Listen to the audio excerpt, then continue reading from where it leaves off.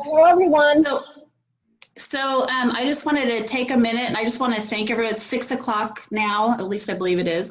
And I just want to thank everyone for taking the time out of your, busy day and, so we can, just go over some information with you. We're just happy that you guys have all joined us, and I'm just happy to see everyone. This is a great turnout. So we're just looking forward to being able to give you some great information. And at this time, Sam's going to go over some financial information, the things that are available to us during this COVID-19 pandemic. And so I'm going to go ahead and turn it over to Sam. And at this time, what we'll do is if you just keep yourself on mute, and if anyone has any questions, you can put the question in the chat area.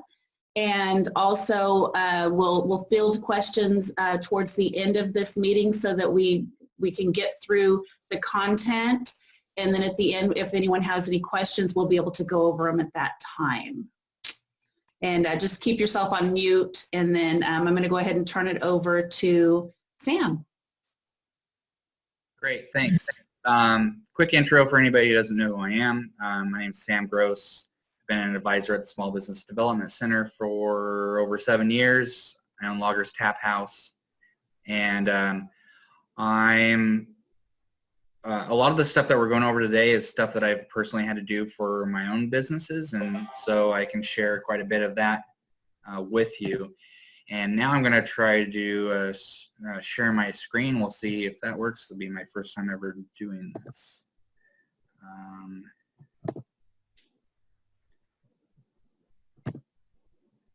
All right, can you guys see that? Yes, okay.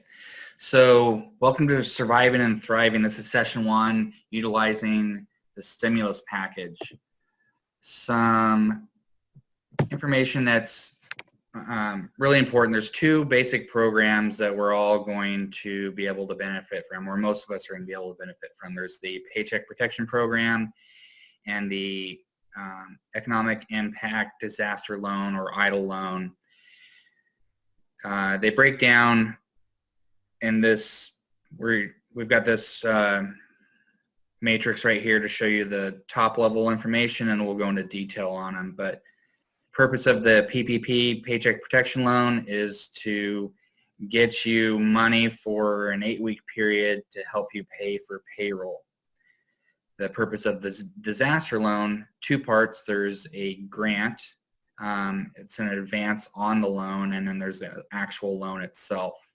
So terms for the Paycheck Protection Program say it's up to $10 million, but that's really based on what your current payroll is.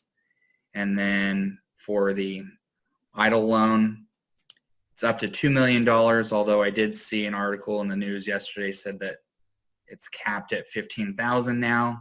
I haven't been able to verify that from a second article, but that's quite a bit of difference between $2 million and $15,000. The interest rate on that is 3.75, so it's cheap money, and if you're a nonprofit, it's 2.75.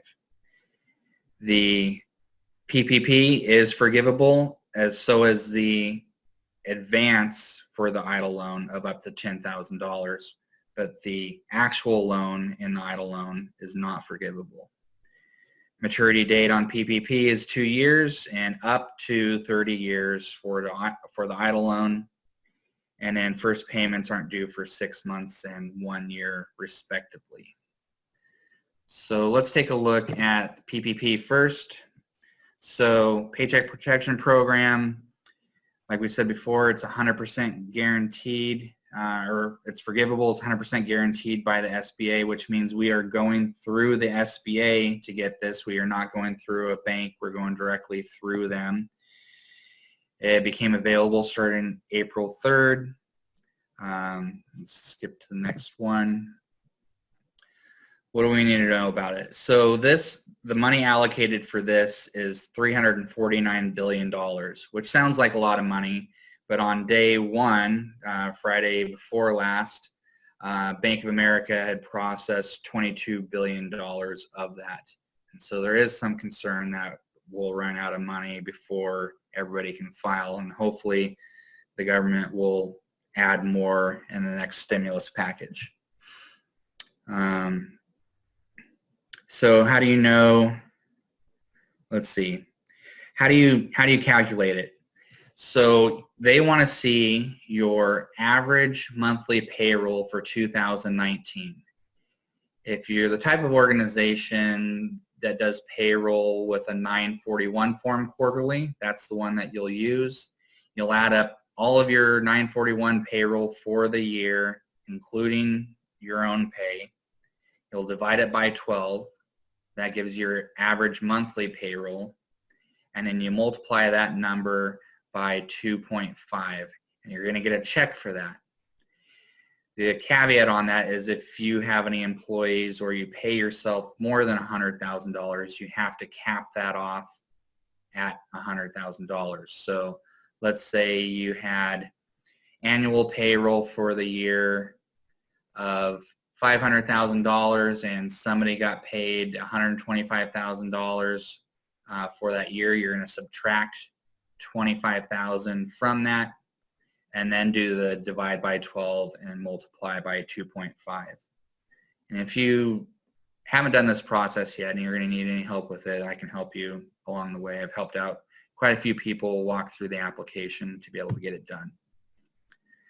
But that's the amount of money that you're going to have, and then you have 8 weeks from that origination to use up 75% of that loan to make it on payroll, to make it forgivable. Does that make sense? So you're going to get a loan for, if you've got a couple of employees, a little bit of money. If you have a bunch of employees, a lot of money, and then you need to use that money up in the next 8 weeks to make it forgivable. The other 25% you can use on things like rent or mortgage payments and utilities, things like that. Let's move on to the next slide. Eligibility requirements. The one that makes most businesses eligible is the first one on there, which is you're a small business with fewer than 500 employees. Now there's a whole bunch of different types of businesses out there, but that covers most of the businesses. But we have this long list here that includes information like sole proprietors, independent contractors, 501c, 19 veteran organizations. There's just a bunch of other tweaks for folks who don't fall into that main category. So who isn't eligible? Businesses engaged in illegal activities, obviously. Oh, let me go back to where I was. Okay, here we go. A household employer, meaning a nanny or staff.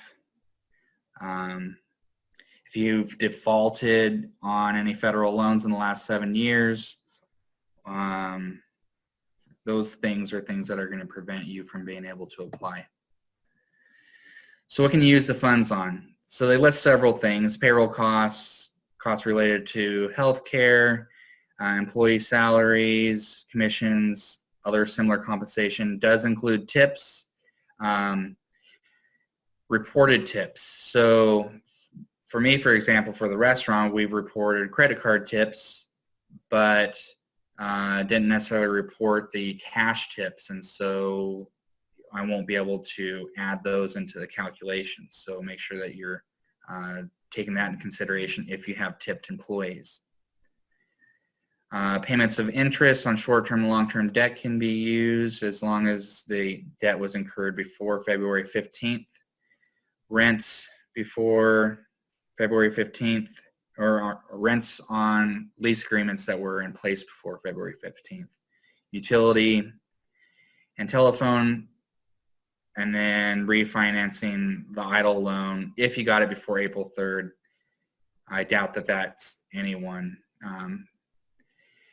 But again, all of these are listed, but it's for 100% of the loan. If we're talking about the 75% that you need to hit for the forgiveness, that's strictly for the payroll costs.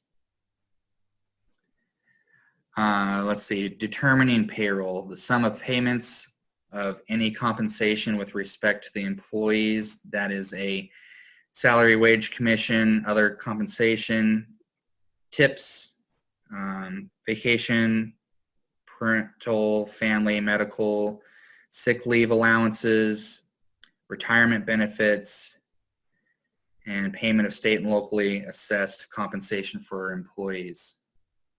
So all those are part of determining your payroll. Excluded payroll costs. So compensation of individuals over $100,000. Remember, we're capping at $100,000. Payroll taxes, railroad retirement taxes, and income taxes. Any compensation of an employee whose principal place of residence is outside of the United States, qualified sick leave wages, and don't count independent contractors and employees. You're going to have them do it on their own. Now, if any part of this ends up being not forgiven, your interest rate's only 1%, and the loan term is 2 years, and you don't have to secure this with any collateral, which is great, and you don't have to make any payments for 6 months. But we all have the goal of using up our 75% on payroll so that it's all just free money. That's the goal. That's what we need to strategize as business owners. That's what we need to get to. If you have any concerns on how to do that, then we should talk about that, because there's no reason that any of us should end up having to owe any money back to the federal government on this. Forgiveness terms, just as we were talking about, at least 75% of the loan must be used for payroll. The other 25% can be used on things like rents and utilities.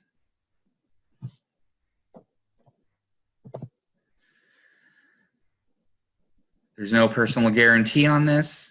The loan program interaction, if you receive the EIDL loan between January 31st and April 3rd, you can apply for this, but it will it'll be reduced by the amount of anything that you got from that, but probably nobody of us got it before April 3rd, since it didn't wasn't on anybody's radar until then, and none of us have gotten any of the advance grant yet, as far as I can tell. You're going to be submitting this through a bank.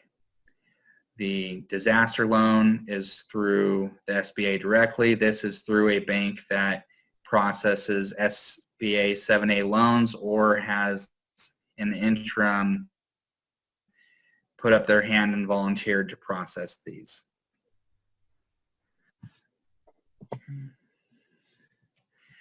There's a new thing. So before, the Paycheck Protection Program was not available for agricultural producers. In the last few days, they have made a change on that. So if you know any agricultural producers, let them know that they can now do that. So that would include local wineries as well. So if you know anybody in the agricultural processing, producing area, let them know that they can do the Paycheck Protection Program. So these are the existing places, banks and financial institutions that you can go through to process the Paycheck Protection Program. If you don't see your bank or credit union on the list, that's fine. You can reach out to them and see if they are on the list, and we just don't have them here. You can also go through other financial institutions that aren't your own. The ones that are accepting new customers over here on the right, there's a handful of them. I personally went through the process yesterday and today with Lendio, Lendio, just to see what it was like. I'm also processing through Banner Bank, but very easy to follow process. They're a lot like Lending Tree, and so they understand online transactions very well, which might give them a leg up in this whole process. So I'd encourage you to check out any of these ones that make sense for you. Okay, so let's move on to the disaster loan. So the disaster loan is one that will be processed directly through the SBA's website. Originally, when I filled out the application, they didn't make mention of the $10,000 grant. Then they redid the application with the $10,000 grant in it. So if any of you filled out the application and didn't have the grant checkbox in there, then you need to go and fill it out again as per their guidance. You're going to need to click that checkbox. There's also some other changes that have happened. So originally said up to $10,000 grant and no other language in there. That has now changed to be $1,000 per employee based on your 2019 numbers, capped at $10,000. So if it was just you, you can get a $1,000 grant, or if you had a couple of employees, you get $2,000 or $3,000, capped at $10,000. And they originally said you'll get the money in 3 days. That language is now gone. I filled it out 2 weeks ago.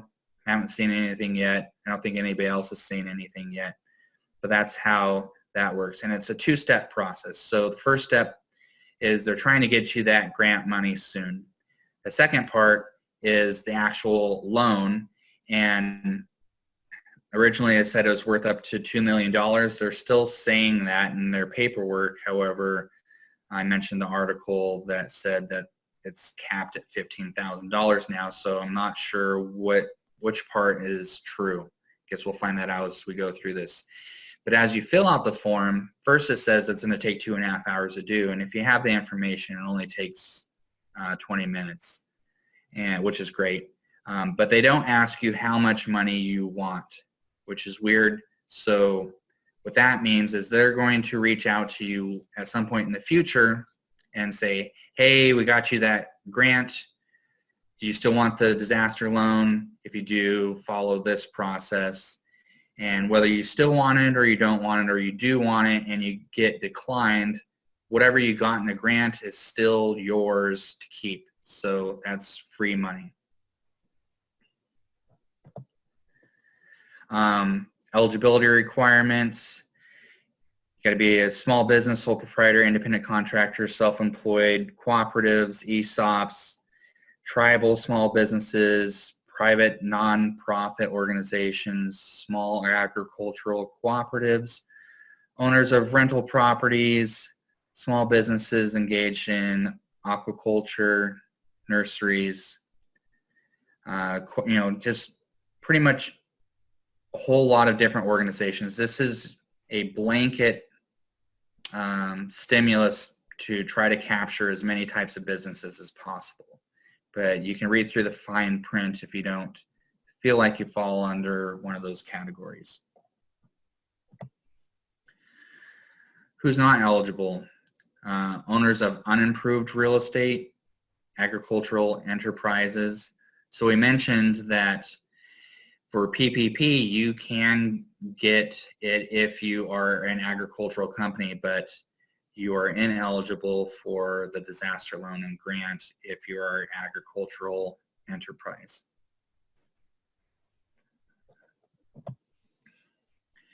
What can you use the funds for? Working capital for operating expenses. So that's pretty easy to use up.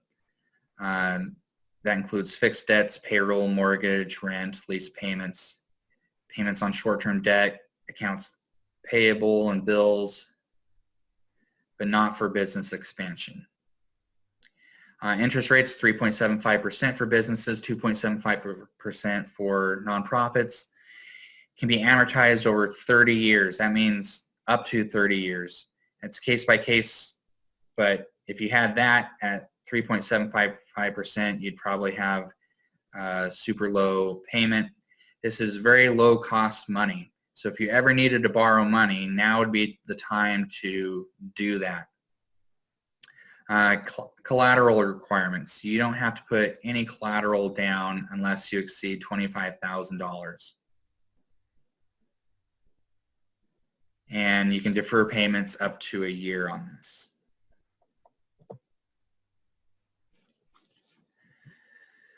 Forgiveness terms. So the EIDL loan is not forgivable, but there is that grant up to $10,000.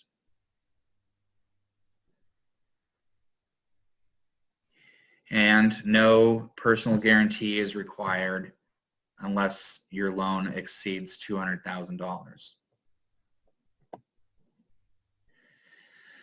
So the application process is to go through this website. If you're not able to get it here, and I can share this presentation with anybody later, that's fine. Also of note on this slide is the email. So a lot of folks are wondering, hey, where's my money? I applied a week and a half ago, and you originally said 3 days. You can reach out to them through disaster customer service at sba.gov. I haven't done that. I have no idea if they'll actually respond, but that is your method for reaching out to them. So that's the two main programs. There's also this other program, and I don't know if this is advantageous to many folks, but this is one that is available to you. So it's the Work Share program. And what it essentially allows is for, if you have employees who have reduced hours during this time, you can apply through them as a business to get them partial unemployment benefits for the part that they're not working. So if you normally working 40 hours and they're down to 20, they can get unemployment benefits for the 20 hours that they're missing. That's not a dollar for dollar thing. That doesn't get them their full amount. It gets them whatever the percentage is that unemployment typically does when somebody goes on full unemployment. And it will also affect you, your business and your unemployment rates just as it would if you were laying people off for full unemployment. So if you want to go through this program, the details are on this slide and the next slide on how to do it and who to contact to get that application going to be able to do it. The last slide, something important to share, is what's new with unemployment insurance. So we had the stimulus package. They have now added $600 a week to unemployment for up to 4 months. That means that anybody who's on unemployment now in Oregon should be getting additional $600 a week on top of whatever they would normally get for unemployment. So that could end up being quite a bit of money. Actually, for some folks, it ends up being more money than they were making working full-time. So the important thing to know there is soon you're probably going to get this Paycheck Protection program, and you now have to bring your staff back. And you're going to have people who are going to say, I make more money sitting on my butt at home. I don't want to come back to work. So what do you do with that? That technically means that they are refusing work, and if so, are not eligible for unemployment anymore. And so you might have to strong arm some people to come back, and that will be a challenge. For sure, I've got some employees already that I'm anticipating having that issue with. At the same time, they can talk about their concerns with coming back and possibly being exposed to the coronavirus. And so how do you deal with that situation? Some people might have weakened immune systems or be prone to asthma and be at higher risk of complications. So you're going to have to navigate that carefully. One thing from the Paycheck Protection Program that can be useful in this for places who typically have part-time employees is it is based on full-time equivalency. So for example, Loggers has 41 employees, but if everybody's hours were all grouped together into 40-hour full-time equivalent employees, that's 24 employees. So some employees don't necessarily need to come back during this time. Maybe you've got some that are more at risk, and then the part-time folks that you had before, you can bump their hours up during this 8-week period of repayment to hit your equivalency. Also, they don't have to be the same employees. You can hire new people. The government's just wanting to see people at work, so hire back the people who you really want to have. If there are new employees you want to bring on, then do that as well. But make sure, above all, that you're hitting that 75% forgiveness. So that's an overview of the things that are available right now. What questions do we have? Hey, Sam, I got a list of questions here. I'll just read them off to you one by one by when they were asked. So the first question is, will this PowerPoint be available? Sure. Yeah, I'll get it to Kim, and she can get it to everyone. Cool. All right, next one. This is from Jessica. Does the owner of the business have to be on the payroll to qualify? No. Okay. And if they draw, let's see, hold on, let me get this. If they take a draw when needed and reinvest into the business in lieu of a payroll check, does that render them ineligible for the payroll protection law? That caveat, I don't think that caveat changes anything. If they take a draw, then that's technically looked at as payroll. I could be wrong on that, but I'm pretty sure that, just as I get a paycheck from loggers, I can still invest in my business, and it doesn't cancel each other out. Okay. Next one's from Stacy. Is Umpqua Bank accepting from anyone or just from customers? Does anyone know? Accepting loans applications? I think it's just from their own customers. I think they're overwhelmed right now, but I could be wrong, and that stuff changes daily. So, call the local branch tomorrow and see what they have to say. Gail asks, can a business apply to multiple banks? Yes, you can apply to as many as you want, but you can only do, the documents with one. So you could apply to multiple, and whoever gets to first, then, just process with them. Okay. Let's see. Okay, this one is, my question will be, what's the best option, what the best option is for my business that opened in January, so I don't have much for financials. I was employed prior, so unemployment? So let's see.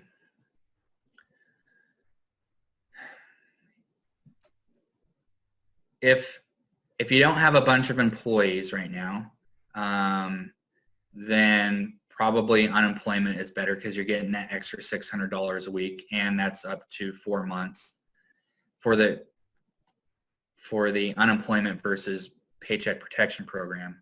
And then if you're a new business, they want to sit for the EIDL loan with the opportunity for the advanced grant worth up to $10,000. You can use January, February numbers if you weren't in business in 2019. Okay. Didn't see anything about a beacon score. Are the banks not, or are they not looking at that? Nope, none of that matters. Okay. And then how does an LLC or a sole proprietor show payroll to themselves? They don't take an actual check, but they earn a commission after sales and expenses of the product. Sure. So that's a big one that people are asking that question all over the United States right now. The easiest answer is, if you had taken the time before to actually write yourself checks as draws, then that's easy to show. If you didn't do that, the best thing to do is to talk with the bank that you're going to fill out the Paycheck Protection program with, and find out how they think that it's best to do it, because they're ultimately going to be the ones that have you prove that you spent your 75% on the payroll, and they're going to be the ones that verify your calculation of how much money you should be getting for that Paycheck Protection Program forgivable loan. Okay. I think that's all the questions we had in the chat, but if it's okay, Sam, I'd like to open this up to more questions. Sure. If anyone wants to ask the question themselves live to Sam, all you have to do is raise your hand, and the way that you do that is you click on the participants button, and then a window pops up, and there should be a little thing that says raise hand on that. So just raise your hand if you have any more questions for Sam and would like to ask him yourself, or the chat box is still open if you want to just type it in there. Some people have sent me messages privately to me, and that's another way. If you don't want everyone to know what your question is, you can send it privately to me as well. Yeah, I'm just checking the chat real quick here. It looks like we have another question, Aaron. Okay. Misty's asking if I haven't received an email from SBA, should I be worried? Yep. The answer to that is no. Most people aren't getting any kind of anything from them. A very small percentage of the people have actually had somebody from the SBA reach out to them for the loan part of it, and apparently they're not talking to anybody about the grant part of it. I think we have another question here, just confirming real quick.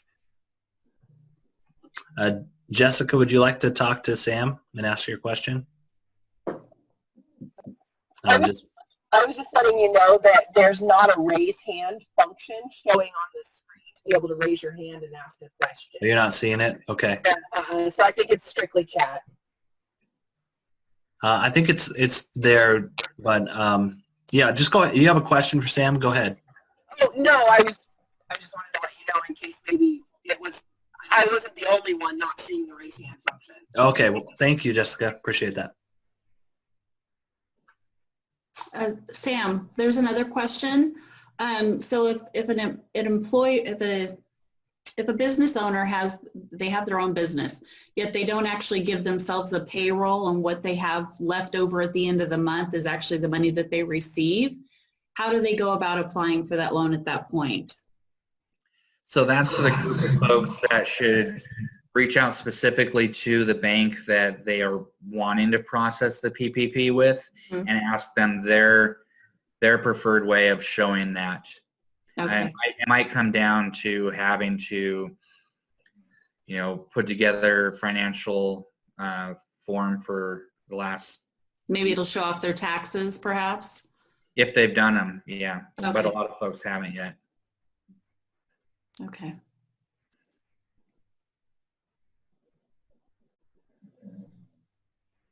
Now there's another question.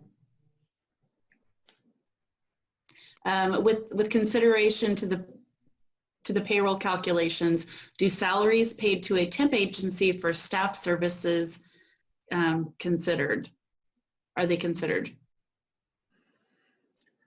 I've not heard that question before. I would certainly hope so, but I don't know the answer for a fact on that, and I haven't seen that written anywhere.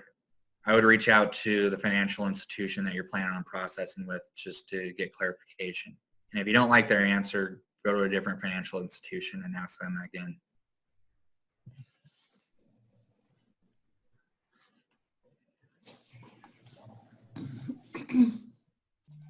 Okay, looks like we have another one that Kim, did you want to say something, Kim?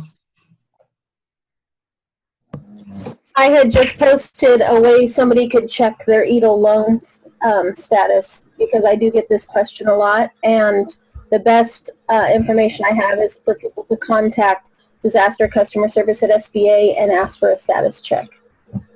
And that's just for the EIDL loan. Okay, thanks, Kim. Misty writes, she says she's been waiting for an email from her local bank for an invite for applying for the triple P loan, and it still hasn't come through. So they said it should be arriving. Is the application window going to close soon? Do we know anything about that? So I don't know how much of the $349 billion is left, but that's something as a small business owner I've been concerned about since on day one, Bank of America itself processed $22 billion. So if you're concerned, you might bail and try a different bank. You know, I mentioned earlier that I went through Lendio earlier and got my application in, and I got an email a little bit ago that said they processed 2,500 applications over the weekend for $500 million worth of PPP. So, you know, spread your options out, and whoever gets back to you first is the one to go through. You know, the banks aren't making any money on this. This is a service they're providing. So, I mean, it's nice to go through our own banks, but they don't benefit from it, and we don't benefit from not getting the money. So do what you need to do.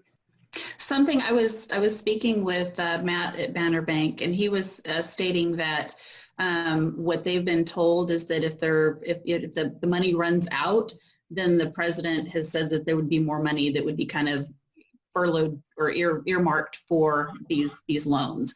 But I don't know, you know, that that's coming from Matt at Banner. Sure, and that makes sense. I mean, but it takes Congress to actually make that money available. Yeah.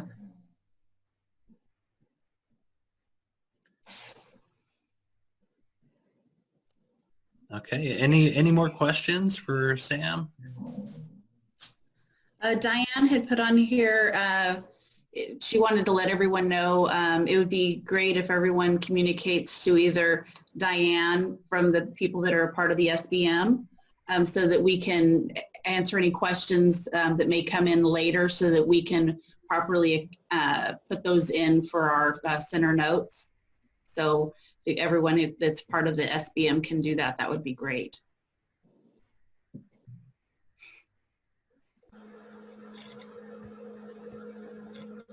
Okay.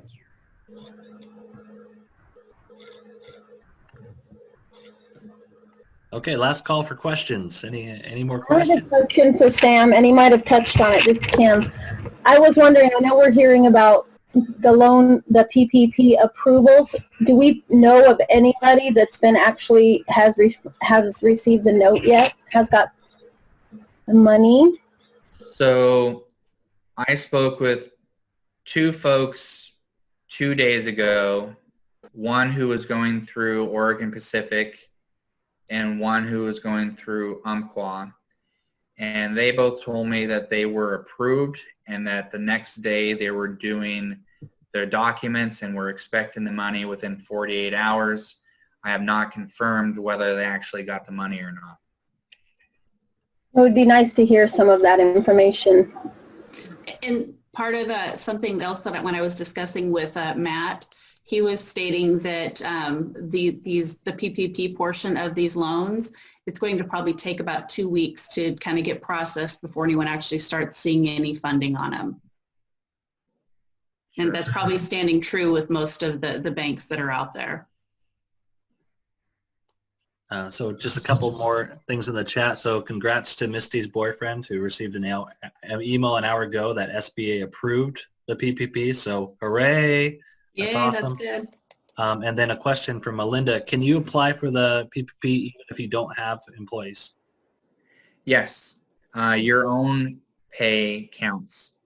Mm-hmm.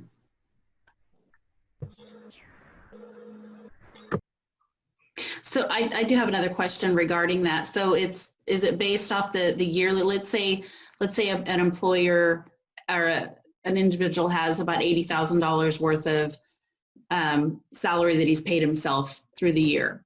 And so is that divided on the average for the year, and then it's times the 2.5%? Or Yep, or 2.5. Exactly. 2.5? Okay. Yeah, you take his 80,000 divided by 12 and times. And then times it by 2.5. Okay. Back to Melinda's thing. The other thing to consider in there is you can get unemployment now if you're self-employed. I spoke with somebody yesterday. They've changed the traditional application for Oregon unemployment to now have a questionnaire for self-employed people. And they're also going to be eligible for the $600 addition a week on top of what they normally get. So you're going to have to figure out if PPP or unemployment is going to get you more money. For some folks who don't typically have employees or have a small business that doesn't pay them a whole lot, unemployment may actually be worth more. So how would they calculate the weekly amount? Is it just the 600, or would they have to do based on an average for that self-employed person? So there's a chart online where you can see what the caps are for Oregon. Do we have a link for that? Do we have a link for that we can get? I'll look for that and add it to this. But it's I think the cap is 544 or something like that a week. But I've known people who are getting $151 a week right now, and so. But you take $151 and you add 600 to it and you multiply that by 4 weeks in a month, and it ends up being a pretty good amount of money. Mm-hmm. Mm-hmm. Are people able to use more than one of these resources? You can't do PPP and unemployment at the same time. You can do idle loan and PPP at the same time. For folks who can do unemployment and PPP, I suggest applying for unemployment immediately if you haven't already. When the PPP comes in, let me start that over. If PPP is going to pay you more than unemployment, then you should start your unemployment, stop doing it when the PPP comes in. When PPP runs out, go back on unemployment.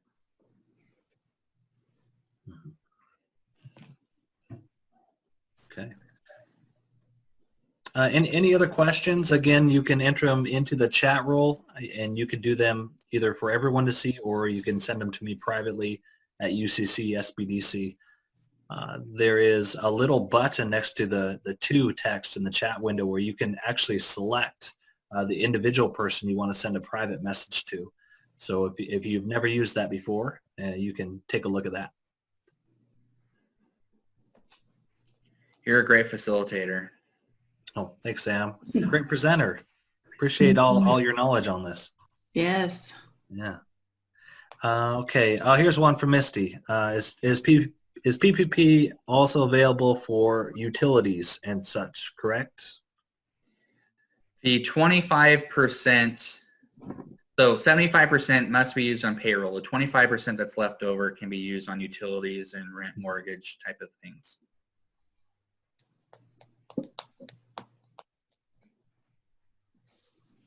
Okay. I got a question. So how about if a person, let's say this is similar to a question earlier, they're a sole proprietor and they just really haven't made hardly any money. They've just been putting all their money back into the business, so they haven't been taking a paycheck. Do you think unemployment is probably the best option? They don't have any employees. If they can qualify for unemployment, yes. If they can't show payroll at all, they can't get PPP. Okay.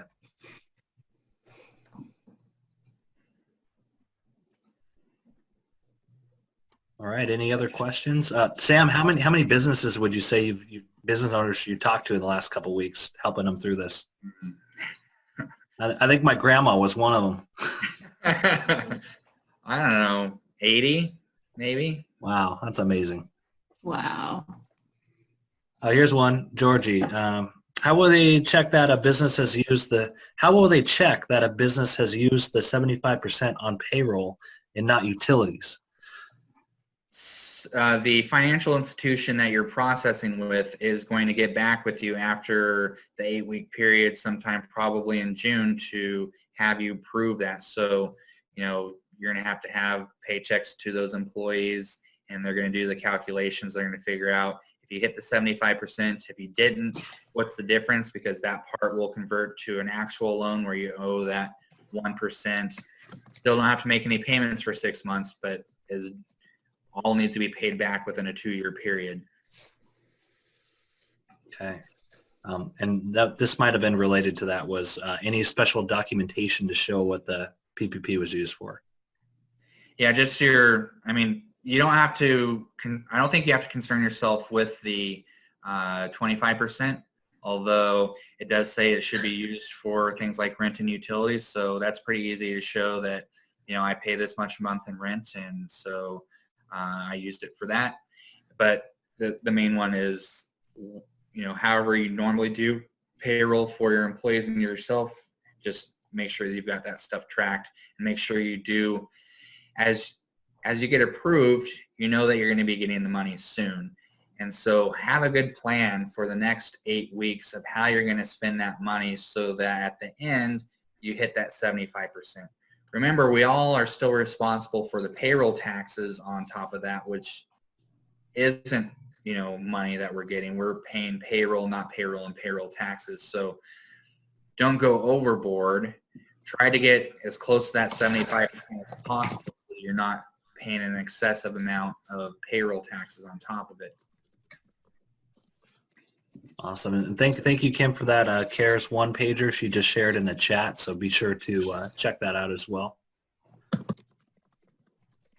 And we'll also be sending out, in addition to the PowerPoint, there's a lot of links that were included in the chat. So we'll make sure that those get included as well, so everyone has those.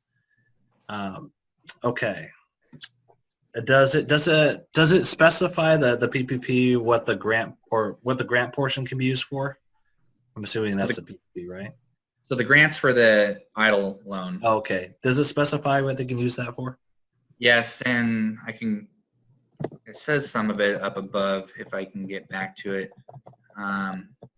But it's for things like use of funds. Here we go. Working capital for operating expenses, including fixed debts, payrolls, mortgages, rent, lease payments, payments on short-term debt, accounts payable, bills, but it can't be used for expansion. And remember, you're using the PPP for payroll, so make sure that, you know, if you are using this for payroll as well, it's an excessive payroll, not the payroll that's attached to the PPP.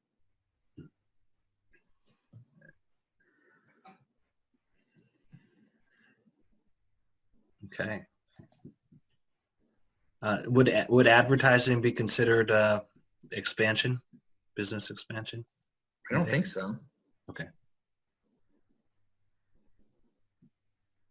Okay. Let's see. And any other questions? I'm checking out the chat. I don't see any more here. Let's see. Sam, anything else you'd like to add?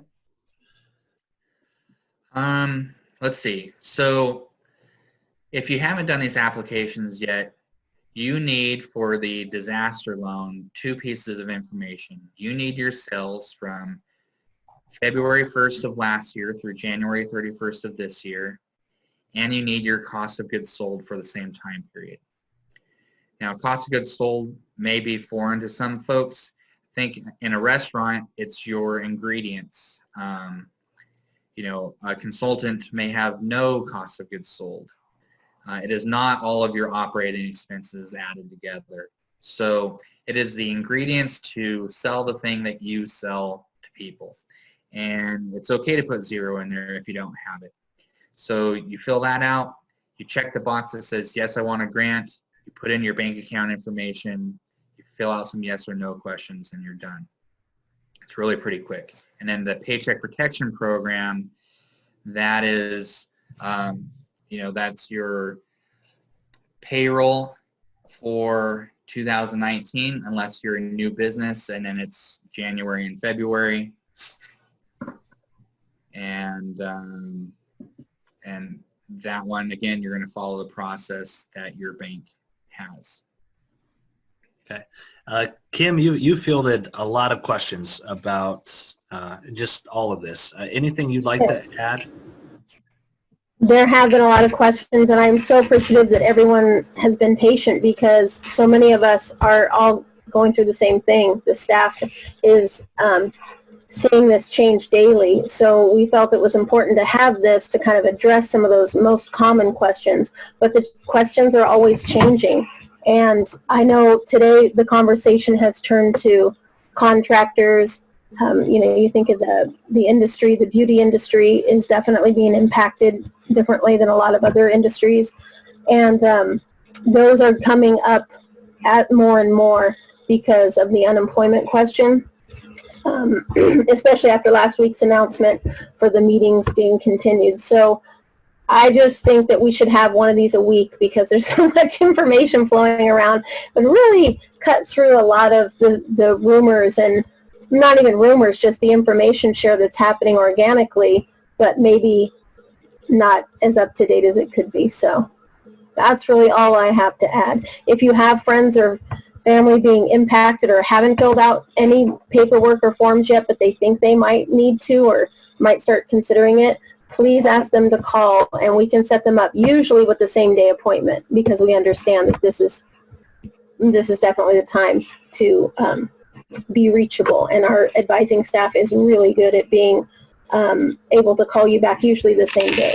So Awesome. Thanks, Kim. And thank you, Sam. And also, before I hand it over to Lisa to wrap us up, I just wanted to see, that was a really interesting idea, Kim. How many people listening would want to hear us or hear some sort of presentation, like an update once a week? If you would, just type in yes in the chat box and we'll see if there's, some interest there.